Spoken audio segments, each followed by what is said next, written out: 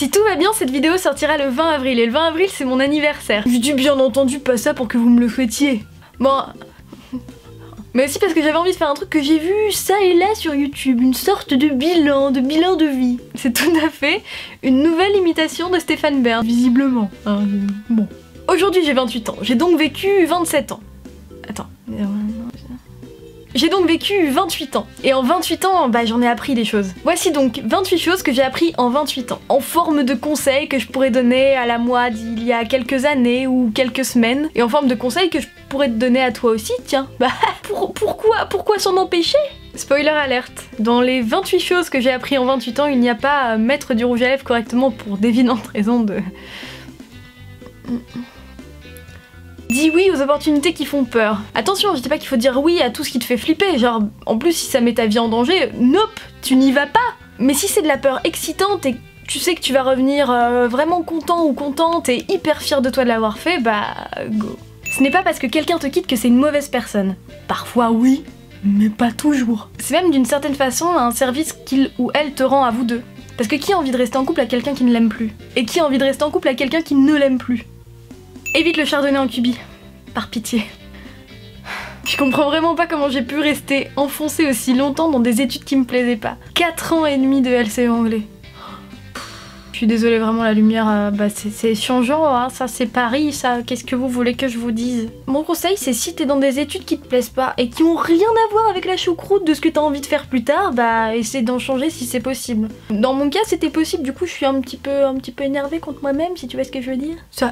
Ça va me passer.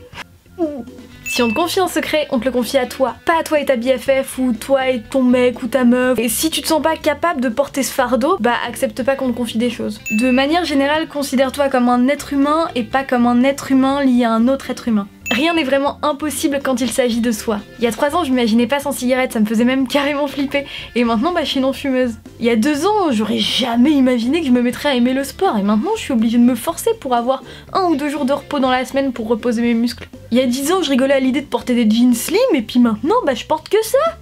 Je sais pas pourquoi j'ai pris cette voie-là, c'est quand même beaucoup trop d'enthousiasme pour un jean. Tu peux pas être aimé par tout le monde, alors te torture pas avec ça tant que tu restes en accord avec tes principes. Je sais pas si c'est très clair, alors par exemple, allez pas déféquer genre dans la tête d'oreiller des gens pour être sûr qu'il y a au moins une personne qui va pas vous aimer. Ça faut rester poli, enfin... C'est encore moins clair. C'est bien ce qui me semblait. La famille, les racines, c'est super important. Rentre autant que possible, même quand ça va pas et que tes parents sont les dernières personnes à qui t'as envie de dire que ça va pas parce que t'as peur de les décevoir ou de les inquiéter. C'est tes parents, ils sont là pour ça, ils t'ont fait pour ça, hein, d'une certaine façon. Laisse un peu de côté la culpabilité. C'est-à-dire que si un jour tu fais une boulette, ne pense pas que les gens victimes de cette boulette ou de cette erreur méritent que tu essaies de réparer les dégâts jusqu'à la fin de tes jours. Voilà. Arrête d'essayer de reproduire la choré du clip de Chandelier, hein, par pitié, tu mets tout le monde mal à l'aise. Tout le monde! Les soirées avec son équipe professionnelle, bah ça reste du boulot. On aura beau te dire que c'est genre un bon moyen de décompresser en team, bah ça reste un contexte pro.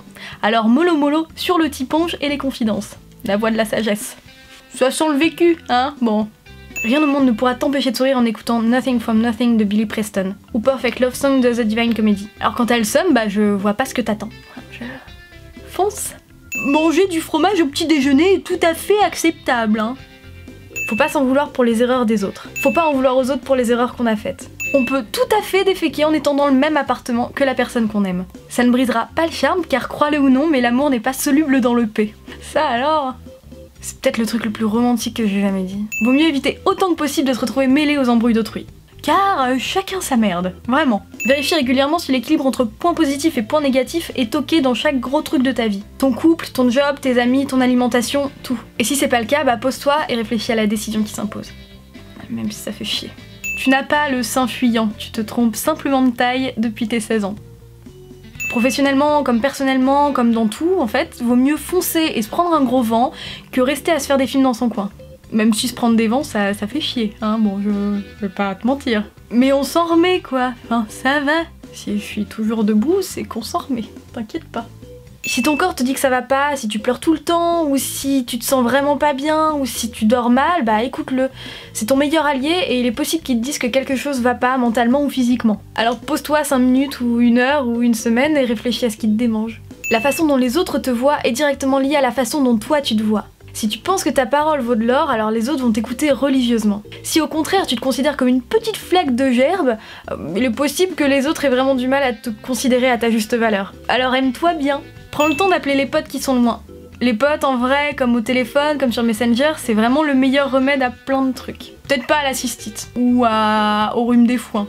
Là, vraiment, ils peuvent rien faire. Ne te vexe pas quand les gens ne comprennent pas tes sous-entendus. Y a que toi qui sais ce que t'insinues, donc dis les choses clairement, c'est mieux, c'est vraiment mieux. Les gens font pas semblant quand ils disent qu'il faut s'essuyer de l'avant vers l'arrière aux toilettes et pas l'inverse, hein, déconne pas.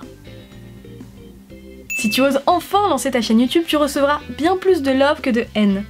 Alors je vois pas bien ce que t'attends pour pas le faire tout de suite. Tout va bien se passer au final. Voilà, maintenant je vous laisse parce qu'il faut que j'aille faire la fête et danser honteusement toute la nuit sur du Sean Paul comme si demain n'existait pas. En fait c'est faux parce que en fait on n'est pas le 20, on n'est pas le jour de mon anniversaire, sinon j'aurais pas eu le temps de faire le montage et d'uploader la vidéo. Enfin question de logique. C'est de la triche, mais c'est de la triche utile. Je vous embrasse et j'en profite pour vous remercier encore pour votre soutien et vos encouragements et d'être aussi sympa. Oh là là, mais trop d'amour quoi. Trop de love. Et merci de me suivre même si je suis nulle en cadrage et que là je suis complètement casquette.